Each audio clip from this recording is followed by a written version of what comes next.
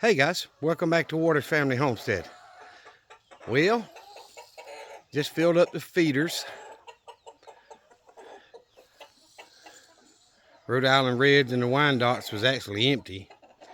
The one with the turkeys and the Blue Orpingtons was almost empty.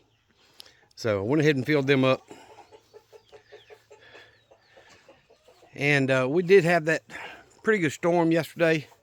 Rained a little bit this morning. They're forecasting it's 3 hours before dark, and it looks like it's fixing to bottom fall out. So thought I'd get this video in. I wanted to show y'all what the storm did the night before last. I didn't get home till after 9 o'clock last night. So that's just the way it goes when you do refrigeration. Had a grocery store where the meat counter was down, so had to stay until I got it going.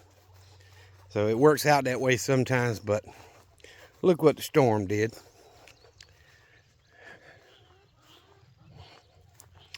The peach tree is absolutely loaded with peaches. Couldn't take the wind because it wanted to grow crooked anyway, but I don't know what to do. Leave it laying over and see if I can get a few peaches off of it or what. But I'm thinking of just cutting it off down at the base and let this new shoot take off as the new tree. At least it'll be with that existing root down in there. So I'm thinking about just cutting it off right down here at the base. So I don't know, but it broke it. It's done.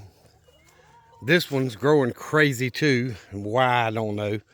I've tried to, but it's got a new shoot coming up right here that I could let it grow and mature and cut this other off. But I really hate to start over. But the storm didn't give me a chance on that one. And see, this apple tree's doing the same thing. They're all wanting to grow toward the open area, but the sun comes up over here and runs this way. So the fig tree is running, goes toward the sun when it rises. And it's got little figs all over it. This fig tree's got a few on it, and it's actually doing better this year. But the apple tree's doing the same thing. I remember when I first planted this for the first 2 years, I kept a string attached to it with a line pulling it back straight, trying to get, because it wanted to grow at an angle. This oak tree is just so massive, I need to prune it back a lot. But it's got a lot of new growth on it this year. So I don't know what's going to happen, but that peach tree's done. Y'all see it. It's broke, so nothing I can do about it. But y'all know I've been talking about the goat pen for a while. And I've decided what I want to do is frame out this back edge with some treated 2x4s. So I've got a nice, flat, even place to attach these pallets to for walls. And also gives me a place to screw the OSB to when I put the OSB up. And kind of come off of it with the new roofing structure out to where the poles are going to be. So the other day, I went to Lowe's with tax, right around 90 bucks, $95, something like that, for some treated, what they call that severe weather board. So I bought the lumber. I've got enough metal over there to do most of the roof across here. So I'm going to go ahead when I get time and the weather allows me to start framing up outside, attaching to the existing chicken pens, and get ready to build the walls out with the pallets and get the, I didn't buy enough to do the roof rafters, I don't think, but at least get me a good start on it anyway. But we'll see. I think we've got some more severe weather coming in tonight. And, I didn't even look at the rain gauge when I walked by a little while ago. I think I've got pretty close to an inch, but I could be completely wrong. But the scuppling vine is leaving out and growing pretty fast, so I'm happy about that. I probably won't get any scuplings this year, but if I can get it to grow down this fence, that's a big thing. Yep, it's starting to sprinkle. Nope, nothing in it since I dumped it. Well, 1/10 of an inch. Not enough to really matter, just one line. But we're supposed to get some hard, heavy rain tonight and some wind, so we'll see what goes on.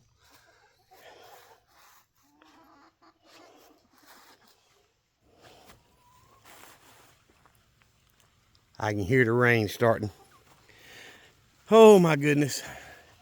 We've got a plenty, man. During the spring, we get so much rain, we don't know what to do with all of it. In the middle of summer, we get nothing. So, anyway, it's not a bad egg day. But last night when I got home, of course, I came out here and checked the chickens and got the eggs. I had a Wyandotte sitting on one of the nests with all the eggs in it. And I moved her and took all the eggs up except for the dark brown ones, because I know those are Rhode Island red eggs. I've got one that lays a little bit lighter, but I can't tell it apart from the other eggs, from the Wyandottes and Blue Orpingtons. So I just took all the light colored eggs out and left the 3 dark ones. And today I did the same thing. I left the darker eggs out there. So there's 6 or 7 dark eggs out there. I took all the light colored eggs, and that's not bad for a day, plus the ones I left. So hopefully I'll get a Wyandotte or a chicken, whatever, it doesn't matter to me, that won't start setting and hatch some more. Because, you know, chicken rules, whether you'd want it to or not, know that about 60% or plus of your baby chicks turn out to be roosters just about all the time. So I want more hens, not more roosters. So I need to be hatching as many as the chickens will set on, to make sure I get enough to where I can increase my hen flock, and, you know, the roosters will just go to the freezer or give them away, whatever. But there's only so many roosters you can give away. But either way, I appreciate y'all watching the videos. I'm going to get these eggs and get inside and get some house chores done, because I am behind. That kidney stone kind of kicked my butt for a couple of days. I'm still not 100% sure that I passed it. I know I was hurting a little bit yesterday, but it could have been after the fact pain, you know. So I guess we'll find out if it decides to move again. But I haven't heard it all today, so I'll take the win for what it is. But I do appreciate each and every one of y'all. Y'all remember what I always tell you. Jesus Christ loves you, and so do I. Y'all be safe. Be prepared.